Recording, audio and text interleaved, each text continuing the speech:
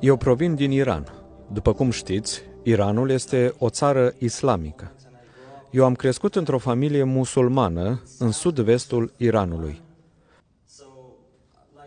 Și noi, ca și ceilalți musulmani, ne rugam de 5 ori pe zi.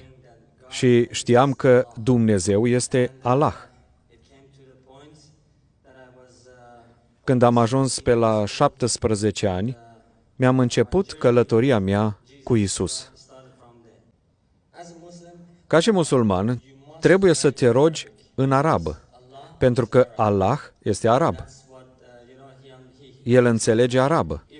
Și chiar ni s-a spus că dacă vrem să ajungem în cer, chiar dacă suntem persani și vorbim persană sau limba farsi, trebuie să facem un curs de 6 luni, să învățăm arabă și apoi să vorbim cu el. Îmi pare rău, dar eu credeam ceea ce auzeam, pentru că era un duh de frică. În spatele islamului este un duh de frică. Deci, eu mă rugam ca și ceilalți musulmani de 5 ori pe zi. Și într-o zi, când stăteam cu capul plecat la podea, eram plecat în genunchi și spuneam o frază în arabă. Este versetul pe care îl spunem în arabă atunci când suntem plecați cu fața la pământ. Și atunci am avut așa ca o revelație și mi-a venit o întrebare în minte. De ce îmi cere Dumnezeu să vorbesc cu El într-o limbă pe care eu nu o cunosc? Și mă gândeam, dacă ești Dumnezeu, tu trebuie să știi că eu sunt persan. Da, asta chiar este ceva de râs. Și am spus, dacă ești Dumnezeu, tu trebuie să știi că eu nu sunt arab. Așadar, de ce te aștepți să vorbesc cu tine într-o altă limbă?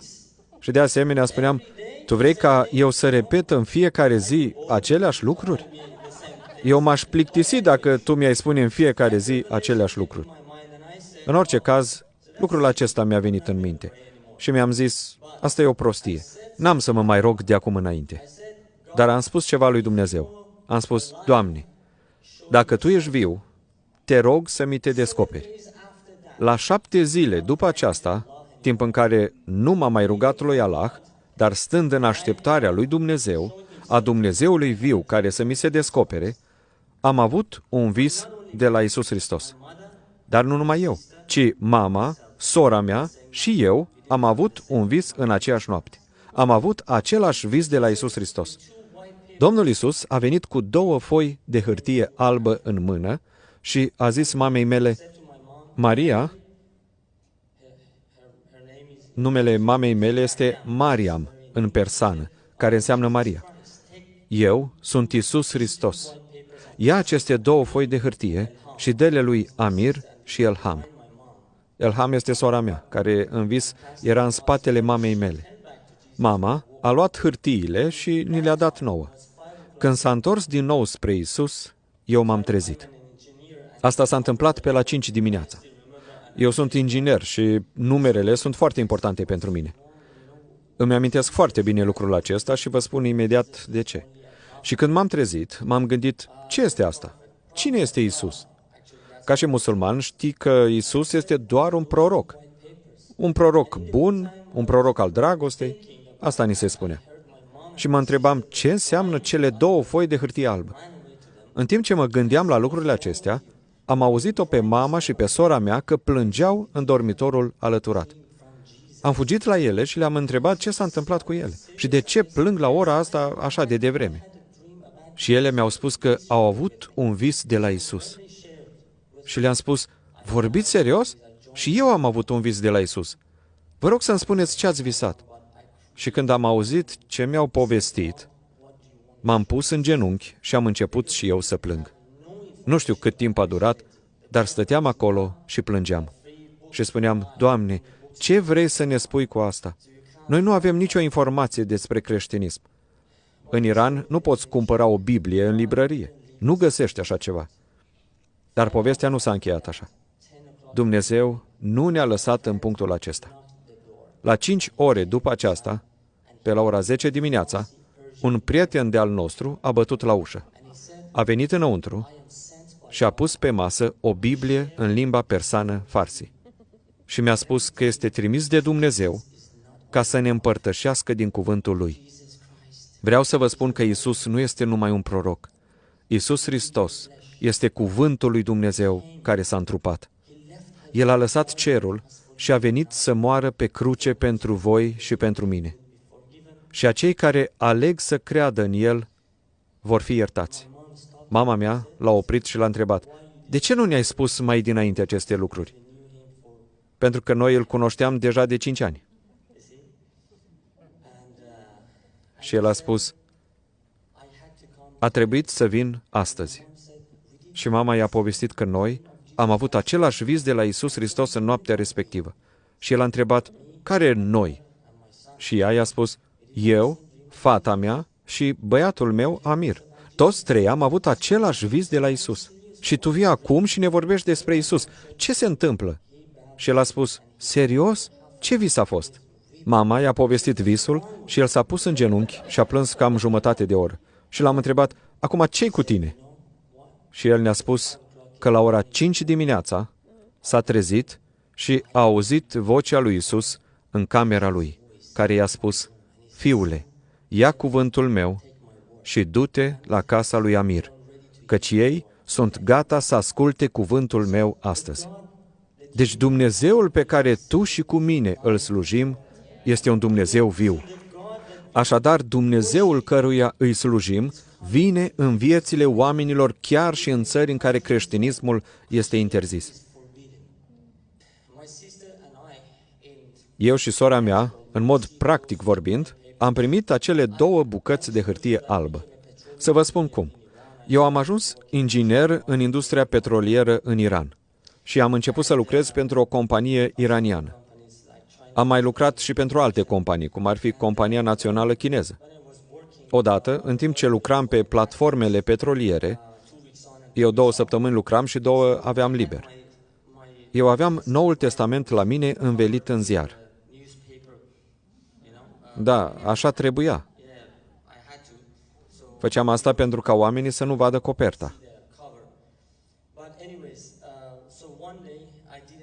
Și într-o zi s-a întâmplat ceva. A trebuit să ies repede din unitate și colegul meu a văzut Biblia acolo. A deschis-o și a înțeles că e Evanghelia lui Iisus Hristos. El a făcut o poză și i-a trimis un e-mail șefului meu. Prin aceasta, ei au înțeles că eu nu mai sunt musulman, ci creștin. A doua zi, șeful meu m-a sunat și mi-a spus că vrea să ne vedem când mă întorc în oraș. Am zis ok, dar eu am știut în duhul meu că urmează să se întâmple ceva. Deci, când m-am întors în oraș, m-am dus la șeful meu și el mi-a spus că a primit un e-mail și că a înțeles că eu nu mai sunt musulman. Am vrut să fiu înțelept și am întrebat ce nu este în regulă cu credința mea. Nu fac o treabă bună aici? El a spus că este foarte mulțumit, că știu să vorbesc engleză, că și traduc, lucrez ca inginer pe platformă, dar asta este regula sau politica Ministerului Petrolului. Cei care lucrează acolo, angajații, trebuie să fie musulmani, pentru că este o companie națională iraniană de petrol. Și atunci am spus, ok, dacă chiar vreți să știți, eu nu mai sunt musulman, ci sunt creștin. Și atunci el a spus, uite, pentru că ești un om bun, nu vreau să îți creez probleme. Și mi-a dat o foaie de hârtie albă și mi-a spus să scriu pe ea că am ceva probleme și că nu pot să lucrez 2 săptămâni și apoi 2 să am liber, din cauza soției sau familiei. Eu i-am spus că tocmai m-am căsătorit și nu am probleme. Și el mi-a spus că dacă nu faci aceasta, trebuie să te denunți la un fel de poliție religioasă. Li se spun basiji. Este un grup de oameni religioși care lucrează în fiecare companie națională din Iran. Așa că am luat acea hârtie și am scris că am o problemă privată și că nu mai pot să lucrez acolo. Am semnat-o și am plecat. Așadar, aceasta a fost foaia mea albă de hârtie pe care am primit-o și am fost concediat. De asemenea, și sora mea a primit o foaie de la Ministerul Educației, pentru că ea lucra ca profesoară de engleză. Apoi am început o biserică subterană. Aveam niște programe creștine la televizor prinse prin satelit din America. Pastorii iranieni de acolo obișnuiau să aibă și încă au astfel de programe. Și ne dădeau învățături. Mama mea i-a sunat într-o zi. Ea este o femeie foarte curajoasă. Nu-i pasă de nimic. Îl iubește pe Iisus foarte mult. Așadar, ea a sunat în America cu mobilul tatălui meu. După acel telefon, am primit de la centru un mesaj strict în care ni se spunea că ei știu că avem contact cu un canal creștin din America. Și ne-a spus că dacă mai facem lucrul acesta, vom fi urmăriți de poliția religioasă. Deci, mama mea a sunat acolo. Pastorul a spus versetul din Matei 11:28, unde Hristos spune: "Cei trudiți și împovărați să vină la mine, căci jugul meu este ușor." Și după acest verset, pastorul a spus că dacă ești din Iran și ai avut un vis de la Isus, tu ești ales. Contactează-ne. Și mama mea a luat telefonul mobil și a sunat direct acolo. Și a spus: "Pastore, noi am avut un vis de la Isus. Ce să facem?"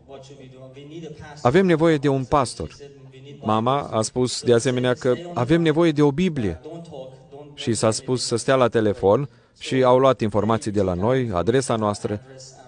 Ne-au întrebat cum ne-am întors la Isus.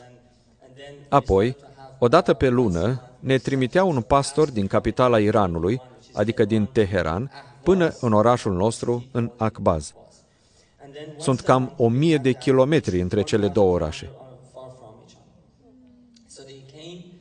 Deci, el venea câte o dată pe lună și am început să avem o biserică de casă sau subterană.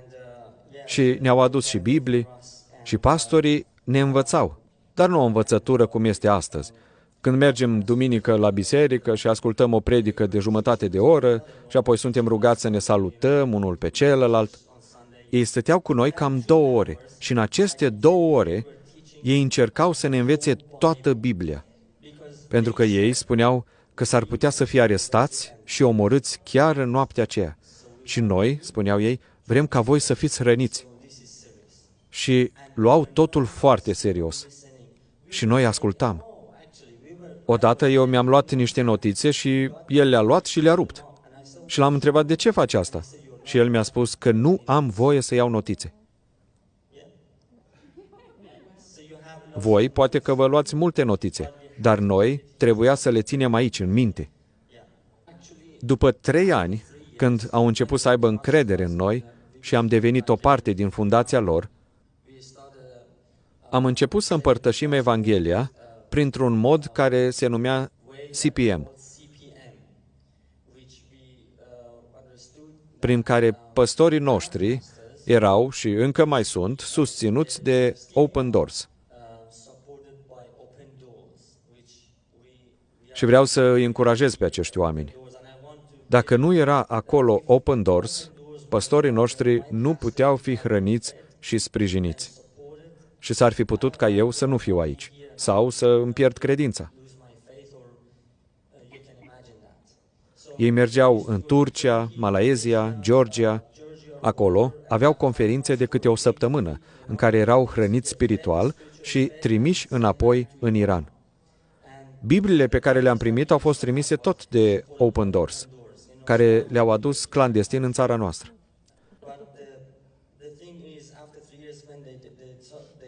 Deci, după 3 ani, au avut încredere în noi și misiunea mea era să fac taxi. Și eu mă simțeam privilegiat că pot să iau un om al lui Dumnezeu și să-l duc cu mașina. Apoi, am aflat că în perioada aceea în care noi am avut acel vis de la Isus, încă alte 40 de case din orașul meu au avut vise de la Isus și s-au întors la Hristos. Și pastorii obișnuiau să meargă și să-i viziteze pe unii dintre ei. Între timp și alții au venit la Hristos. Mie nu mi se permitea ca să mă uit în ce casă intre ei. Dar uneori, eu mă uitam fără să vadă ei. Și așa am văzut o casă în care au intrat ei, în care fiul lor a fost în clasă cu mine. Dar noi nu am știut niciodată că avea aceeași credință. Încă ceva să vă spun. 2 săptămâni înainte de a pierde locul de muncă, m-am rugat lui Dumnezeu și am spus, Doamne, eu nu pot să merg la un colegiu biblic, dar vreau să mă închin ție liber și să fac lucrarea ta. Vreau să devin pastor.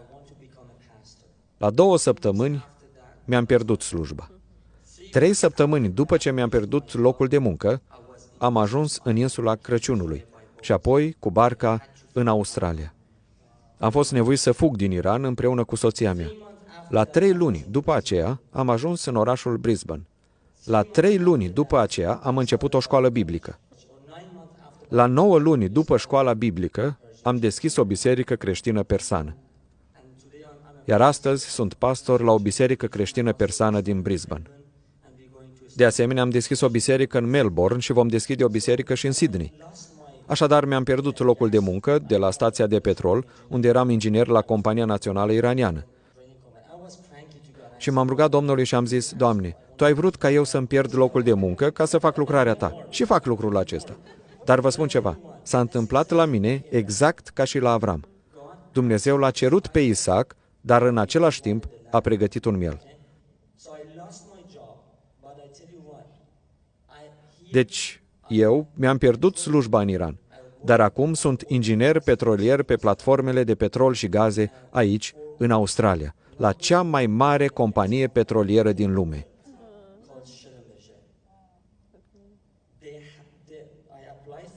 Mi-am depus cererea să lucrez la ei și vreau să vă spun că, ca să lucrez la această companie, trebuia să am cetățenie australiană. Eu nu am cetățenie australiană. Am viză pe 5 ani de zile deocamdată. Și ei m-au intervievat la telefon.